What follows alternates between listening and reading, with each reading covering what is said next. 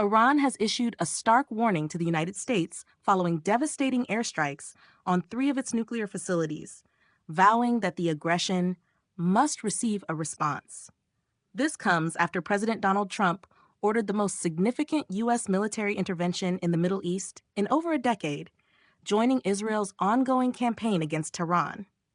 In a sharp departure from his previously isolationist stance, Trump authorized the coordinated attack that has now escalated the Israel-Iran conflict into a broader confrontation involving global powers.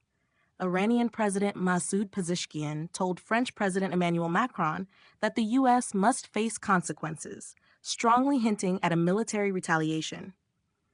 Despite Trump's assertions that the strikes were limited and intended to halt Iran's nuclear ambitions, the Iranian government sees them as an act of war.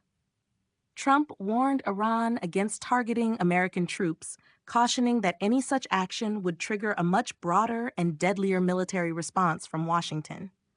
While world leaders called for restraint and renewed diplomatic efforts, the U.S. and Israel pressed forward militarily. Israel, in particular, launched more airstrikes on Iranian targets, claiming to have deployed around 30 fighter jets against dozens of military sites, including the Imam Hussein Strategic Missile Command Center in Yazd. The United Nations, the European Union, and numerous Western allies urged a return to dialogue. However, China and Russia condemned the strikes, stating they undermined international security. Iran's potential response could reshape the global geopolitical landscape. Tehran signaled it might block the Strait of Hormuz, a vital artery for 20% of the world's oil trade.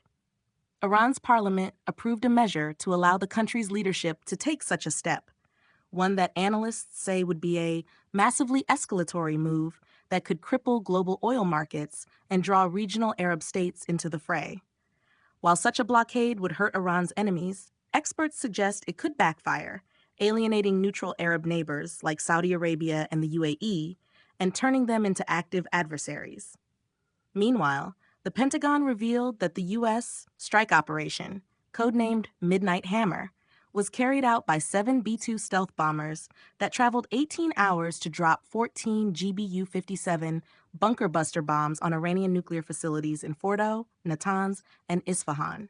While President Trump declared the sites completely and totally obliterated, the Pentagon was more measured.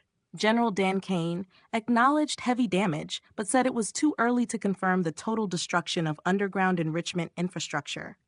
Iranian sources pushed back, claiming that most of the enriched uranium stored at Fordo had been relocated before the strikes.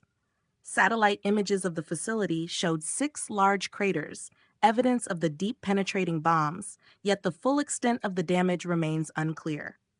In retaliation, Iran launched roughly 20 ballistic missiles at Israel, injuring at least 16 people and triggering nationwide air raid sirens.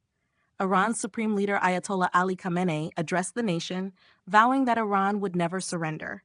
He warned that any U.S. military presence in the region would invite irreparable damage. Foreign Minister Abbas Araghchi stated that diplomacy was off the table, asserting that Iran would use every means available to defend itself. Araghchi also confirmed an upcoming visit to Moscow to meet with Russian President Vladimir Putin, emphasizing the collapse of diplomatic channels with the West. Complicating the crisis further is the role of Iran's proxy networks across the Middle East. Militias such as Hezbollah in Lebanon and the Houthis in Yemen may be activated in response. On Saturday, the Houthi spokesperson threatened to target U.S. naval vessels in the Red Sea if Washington escalated its involvement, a grave warning given the group's previous ceasefire agreement with the U.S. in May. Despite the show of force, U.S. Defense Secretary Pete Hegseth insisted the operation was not about regime change.